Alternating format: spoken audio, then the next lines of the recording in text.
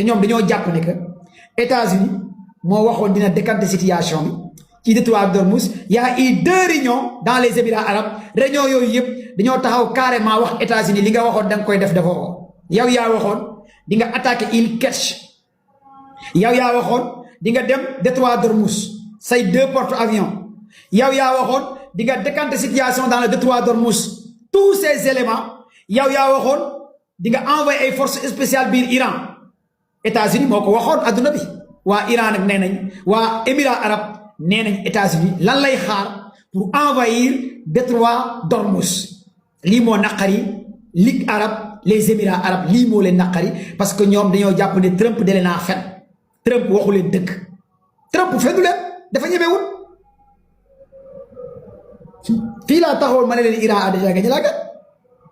Trump fendu leen dafa ñemewul Trump fendu leen de dafa dugg ci loo xamante ne mënu ko. Iran détient plus de 50 bases militaires souterraines wax naa ko fi combien de fois des bases militaires souterraines 50 de bases militaires souterraines. Iran détient une 50 d'entreprises yoo xamante ne dañuy créer ay drones de surveillance drones de reconnaissance drones kamikaze les Shahid les Emad. Iran détient une dizaine de bases militaires yuy créer ay missiles hypersoniques des missiles Emad des missiles Achad des missiles balistiques à longue portée mais kooku avec des ogives et c'est hyper important pour ngeen xam loolu. Iran détient plus de 3 systèmes de défense anti-aérienne yoo xamante ne ba léegi utiliser wu ko ci montagne Iran yi. Combien de fois laa wax ces 3 systèmes de défense anti-aérienne ça fait partie parmi les systèmes de défense anti-aérienne les plus sophistiqués mooy ban ak ban mooy Talashkat.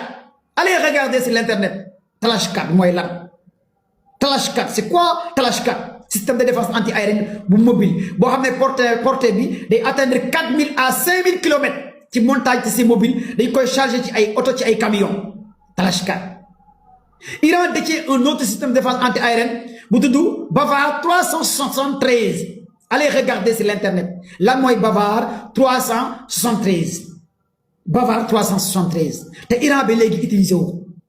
un système de défense anti-aérienne bu tudd Bavar comme son nom l'indique 373 à une rayon de 1000 kilomètres da koy couvrir. Iran am na ko. beneen système de défense anti-aérienne bu tudd Kodat 15. Allez sur l'internet ngeen xool Kodat 15 parce que les nerfs de l'information qui veut gagner les militaires et c'est hyper important li ma leen di expliquer nii. Premier rapport bi service de renseignement américain tegal Trump avant muy dugg ci guerre bi tous ces éléments yi may wax mais professeur Dani l'a dit professeur Mahamandi wax na ko professeur Gelak Toros bind plus de 4 livres wax na ko te man ñooñu laay topp. Wilner Pasteur bi bind 4 livres comment faire la guerre comment gagner la guerre l'art de la guerre wax na ko la technologie iranienne la puissance iranienne les bases militaires souterraines iraniennes. Actuellement Iran mooy 4e puissance nucléaire puissance mondiale ci àdduna bi. Tous les connaisseurs ñu comprendre ne nañ Iran a sauvé carrément Iran a dynastifié les Américains. Stock bi États-Unis amoon mënatu ko. kon donc les 3 systèmes de défense anti-aérienne yi ma leen wax mooy Iran yor te utiliser gu ko. Kodat 15 Iran utiliser gu ko système de défense anti-aérienne la. Bavar 373 gars yi partagez leen live s'il vous plaît. Donnez des cadeaux des fleurs des cœurs parce qu'on signale le live hein. Je suis pas d'accord. Donnez les cœurs verts gars yi tapatez leen ngeen partage live s'il vous plaît. Vous êtes 2000 personnes sur le live 2000 personnes ku ne bu tapatee nii comme ça. Live bi dina am sécurité parce que fu mu ne live amul sécurité ah parce que nee naa leen man waxkatu njaaxum laa TikTok bëggul kuy wax ci guerre nee naa leen TikTok dafa jàpp Sénégal ndawu Sénégal ci ay taat la ñuy wax ci kaa la ñuy wax ci comédie la ñuy wax ci lu bon la ñuy wax lii moo tax TikTok am ak ñun problème ñun ñu nekk Sénégal te TikTok ñun ndawu Sénégal ay taalibe Sëñ Tuubaa lañ ay taalibe Baay Ñas lañ ay ñu am xam-xam lañ TikTok ñun ndawu Sénégal ñi mbubboo Sénégal di wax lu bon duñu ay sénégalais TikTok dimbali ñu. Pourquoi à chaque fois ngeen ñuy imposer ñu war a wax ay comédie ay taat ay fecc ay cas pourquoi il faut pas nous imposer ce politique bi ngay def quoi en fait TikTok dafa commencé c'est vrai chaque fois dañu lay imposer cette politique bi quoi kon donc gars yi partagez les gars s'il vous plaît le live. Nous on parle de la géopolitique et de la géostratégie, on parle de la technologie, de la communication, donner d'information. Lii moo tax ñu tijji kon TikTok kon lii mooy 3 systèmes de défense anti-aérienne yi nga xamante ne yéen nag yéen a ciy jàpp. TikTok is the best merci bind leen ci commentaire yi TikTok is the best ay dóor marto rek la yéen a ciy jàpp ñu naxanteeg chinois yi parce que chinois yi dañoo yabaa ñoom moom TikTok ñun moomuñ dara lu dul wax lu bon. ñu Sénégal moomuñ dara lu dul wax lu bon def lu bon yàqante tamante dëmm loolu la ñu am mais mënuñoo créer dara tamante dëmm la ñu am waxante lu bon la ñu am xam nga defante lu bon la ñu am liggéeyante nga dee nga yàq nit wax nga sosal ko fenal ko waxal ko lu dëgg sosal ko maa xam diw fekkee xamoo ko dara ñun Sénégal loolu la ñu am loolu la ñu mën mais mënuñoo créer dara mais mën nañ saaga ndey nit yàq deru nit waxal ko lu bon waxal ko lu sosal ko fenal ko créer ko loolu kese la ñu am amuñ leneen kon donc TikTok bii nga xamante ne mënuñ ko créer bind leen ci commentaire TikTok is the best ngeen partage live bi États-Unis def ci weekend bi Iran pare na pour riposter loolu mooy éventuel xibaar information bi ma leen di jox live and direct ngeen war koo am ci jamono jooju nag Israël benn te yow le ministre de la défense Israël nee na Israël pare na pour attaquer Iran. Israël pare na pour attaquer Iran kon pare ngeen pour attaquer Iran tey ñoom lañ loolu la ñu génnee comme xibaar comme information ci jamono jooju may wax ak yéen les services de renseignement Israël ñoom nee nañ y a eu 2 tunnels ñu découvrir yoo xamante ne am na yeneen tunnel yu Iran di ravitailler lii di Hezbollah bi nekk ca Liban Mossad bu Israël ñoom nee nañ semaine bi gis nañ ñaari tunnel yoo xamante ne Liban Syrie la jaar te ñu leen di jox ay ravitaillement mooy waa Iran mooy ravitailler branche alliée bii di Hezbollah loolu nag waa Israël ñoo génnee comme données comme information kon Hezbollah mu ngi continuer di am ay ngannaay ay drone de suicide yu métti la ñuy utiliser ak ay javelin ak ay missile envers li nga xamante ne mooy lii di Israël kon Iran mu ngi dooleel Hezbollah Iran mu ngi jàppale Hezbollah nag tey def na attaque yu am doole ci biir Israël attaque yu am doole Hezbollah def na ko ci ay au nord Israël à l'est Israël ci ay villages yu bëri yu fa nekk ak ay chars de combat Makeba Israël kon Hezbollah mu ngi résister di attaquer Israël attaque yu métti kon jamono ji entre armée Chahal bii di Israël ak branche bii di Hezbollah ñu ngi xeex yu métti jamono ji may wax ak yéen ñoom moom cessez-le-feu bi jeex na seen diggante léegi fii nag leneen lu am ak lu bees mooy problème bu gën a am doole bi ma leen di wax mooy problème mu Liban ak Israël parce que Israël ñoom ñu ngi massacrer waa Liban Israël ñu ngi bombarder Liban xam nga le problème de Liban est complexe très complexe parce que Liban gouvernement Liban bi ñoom ay cuune lañ ay tapet lañ parce que ñoom man mënuma concevoir nga yor gouvernement nga yor état Israël di bombarder say hôpitaux Israël di bombarder say école Israël di bombarder say centre nga nekk état nga nekk gouvernement au lieu que nga fayu ci kaw Israël nga dem États-Unis ngay négocier ci biir Israël ne Israël baal ma bàyyi li ngay def nga continuer di coopérer ak Israël ba pare Israël di la imposer ne la fexeel nga désarmer Hezbollah wala dinaa nangu sa suuf lii moo am Liban gouvernement Liban bi Israël da koo ne boo désarmer lu Hezbollah dinaa nangu sa suuf dinaa nangu Liban man Israël comme nu ma nangoo li nga di leen xamal carrément su ngeen désarmer wul Hezbollah désarmer Hezbollah mooy lan xaaral ma firi ko ci wolof parce que saa Touba yi ak saa njàmbur yi dégguñ français ak saa saalum yi man dama am problème ñi may gën a topp dégguñ français xamuñ si dara lu français ñoom Iran rek lañu xam waa Touba Iran yi dégguñ dara français désarmé xamuñ pour moom désarmé mooy xeex wala bombardé xamuñ sax luy dee léegi fii surtout waa Touba yi ñoo ma gën a lakkal foog ma wax kii waa Touba yi ak saalum yi dëkk ci àll Kaolack beeg fii yeneen dëkk yi ñaari ñooñu laa gën a am soo dama gën a am coono quoi surtout Touba yi moom comprendre dara ci li may wax moom missile sax ñu ne ma luy missile ñun ñu koy waxee ci wolof drone ñu ne ma wax ko ci wolof drone saa Touba yi Saalum Saalum yi ah su koy 35 ñu ne ma loolu nan lañ koy waxee ci wolof faa wolof sa waay man loolu xamu ko ci wolof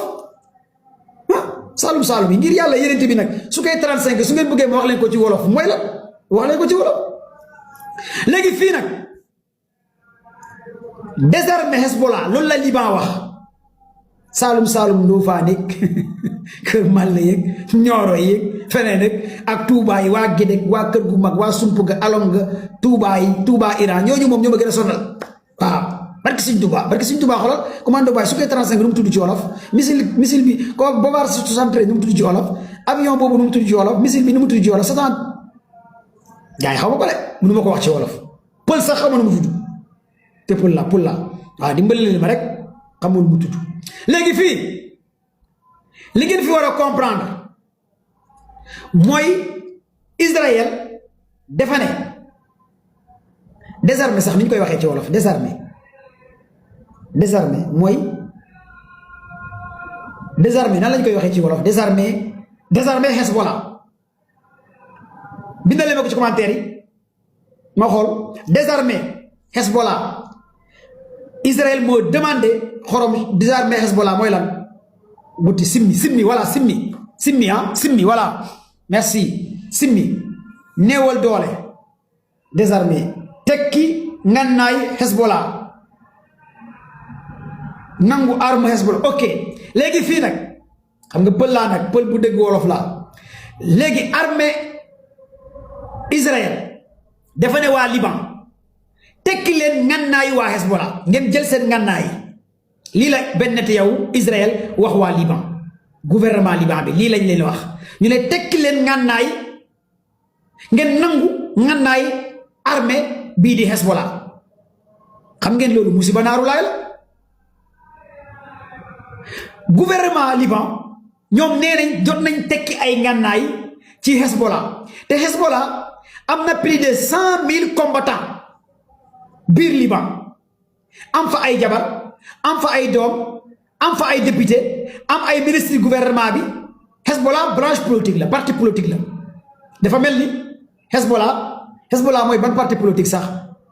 Sénégal boo doon jël benn parti politique bu xaw a nuroo ko waa Hezbollah ban parti politique la ñemewu ma wax de am na benn parti politique moom boo xamante ne moom ak waa Hezbollah ñoo bokk nu ñuy soloo ñoo bokk yére bu ñuy campagne moom comme waa Hezbollah comme waa Hamas seen garde corps yi mais ñemewu ma ko wax fii ñu ne damay tooñ wax leen ma ko xam ngeen parti politique bi de parti politique boobu boo ko gisee laa illah mos ñoo gagné élection mais ñooñu ay yére yu ñuul la ñuy sol yor ay dé parti politique baa ngi biir Liban yor ay ngànnaay yor lépp am ñu leen di financé seen am fa ay doom yi mag am 40 ans 60 ans 50 ans lan mooy xew après Liban bu ñu naree xeex guerre civile lii moo nar a xew nag guerre civile lii ngeen wax ni moo nar a xew Liban guerre civile xanaa guerre civile kon Liban dafa nar a daanu ci loxo waa Hezbollah lii mooy lu nar a am te ñooñu Hezbollah ku leen di jàppale mooy Iran moo leen di jàppale Iran bu mayee doole Hezbollah day nangu nguur gi ci kaw Liban kon Liban à tout moment mën naa daanu ci loxo waa Hezbollah kon lii mooy li nar a xew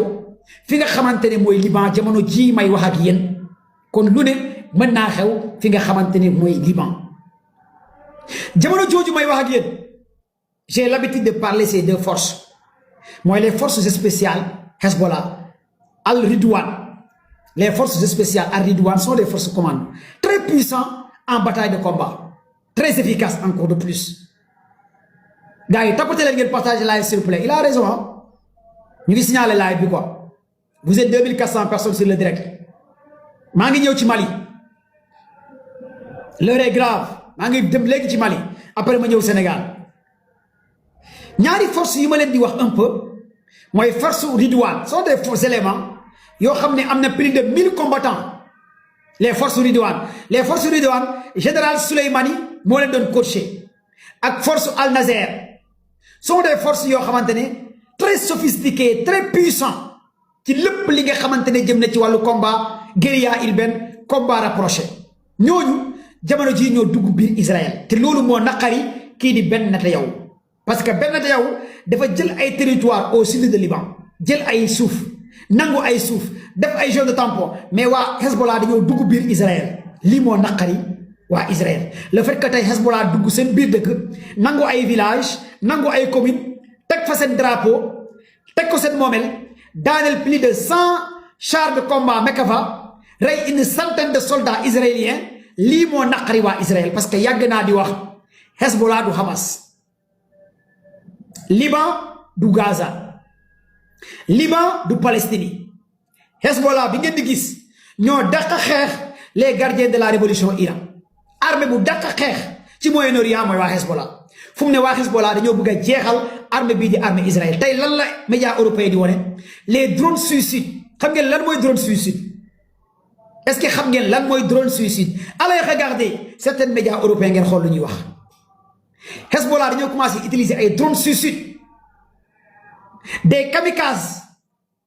di éliminer soldats Israël di leen rey comme ay weñ lii moo commencé xew di leen rey bu métti te médias européens dañ ko wane sama canal sama page Facebook sama canal Telegram am na ay vidéo yu ñaaw yu métti yoo xamante ne kenn mënu koo publier lu dul Telegram waa Hezbollah di rey soldats israéliens yi ak seen kamikaze yu méttee métti kon jamono jii may wax ak yéen waa Hezbollah ñu ngi toroxal li nga xamante ne mooy armée Chahal armée sioniste bii di armée Ben Netanyahu lii mooy information lii may wax ak yéen waa Hezbollah ñu ngi toroxal li nga xamante ne mooy armée Chahal armée sioniste bii di armée Ben Netanyahu lii mooy information bi nga xamante ne instant yéen ñëpp war ngeen ko am live da direct commando baay la ñiy laajte canal bi commando baay la Telegram commando baay bi ñu koy laajte wala ngeen envoyé ma message WhatsApp ñi am sama numéro après dinaa leen dugal ci canal bi wala ci groupe bi pour ngeen am ko si Facebook dañ koy bloqué wala ngeen daw abonné sama page Facebook commando baay yenn information dina dugg sama page Facebook commando baay ko amul page bi nga abonné ci ku abonné gul ci compte TikTok commando baay aussi nga abonné ci pour nga fekkee toujours live yi les live de commando baay mais li ma leen bëgg a xamal daal mooy drone suicide yi Hezbollah di utiliser nee nañ Iran moo ko jox Hezbollah muy benn kamikaze yi gars yi di utiliser les drones kamikazes les renseignements israéliens américains nee nañ Iran moo koy jox Hezbollah les forces Al-Nazer mooy les forces commando Hezbollah Al-Nazer la ak Al-Ridwan ñaari forces yooyu ñoo bëgg a toroxal li nga xamante ne mooy lii di Israël loolu moo tax Israël di bombarder ay civils biir Liban xam nee naa leen Israël ak États-Unis ñun ñëpp ñoo yem bu ñu naree ñàkk guerre bi dañuy rey ay civils dañuy rey ay civils kon tey lii moo waral benn tey di bombarder ay hôpital biir Liban hôpital lu ci sa yoon école lu ci sa yoon ay crèche fu xale yi nekk lu ci sa yoon mais parce que ñoom bu ñu ñàkkee guerre bi rek dañuy saltel États-Unis Israël bu ñu ñàkkee guerre rek dañuy saltel ñoom parce que ñoom noonu la ñu mel parce que ñoom instant yi dañoo dugg ci guerre bi ëpp leen loxo ñu xam ne lii ñàkk nañ fu mu ne ni ñu mën a créer benn guerre nucléaire foofu la gars yi toll nan la ñu mën a def ba créer benn guerre nucléaire lii kese mooy rôle américain yi parce que les Américains et les Israéliens ont déjà perdu cette guerre devant Iran devant les alliés de Iran les alliés de Iran nag je peux dire Hezbollah bu Liban résistance PCI bu Irak jihad islamique Irak Gaza Hamas ñu ngi jàppale gars yi ak Houthi nekk ca Yémen les alliés yi nga xamante ne xam ngeen leen mooy alliés Iran yi et c'est hyper important pour ngeen xam ñan ñooy les alliés de l'Iran et c'est très important encore de plus kon donc Iran États-Unis Israël gars yi joxe nañ xibaar information que week-end bi États-Unis pare na pour attaquer waat li nga xamante ne mooy Iran lii mooy première information de taille bi ma leen di jox États-Unis pare na pour attaquer waat Iran États-Unis pare na pour attaquer waat Iran képp kuy ñaanal ndam Iran nag bindal ma ci loxo ci commentaire yi l'Iran ne tombera pas et l'Iran ne va jamais tomber bindal leen ma ko ci commentaire yi wala ngeen bindal ma vive Iran de tout cœur avec Iran Mali ne tombera pas et Mali ne va jamais tomber vive Mali bindal leen ma ci commentaire yi de tout cœur avec Mali Mali ne tombera pas Mali ne va jamais tomber fii nag damay def transition dugg ci Mali lan moo xew démb Mali ak tey lan moo xew démb Mali ak tey l'heure est vraiment grave ca Mali maa ngi Mali gars yi partagez leen live s'il vous plaît maa ngi Mali ndeysaan sànq rek maa ngi gis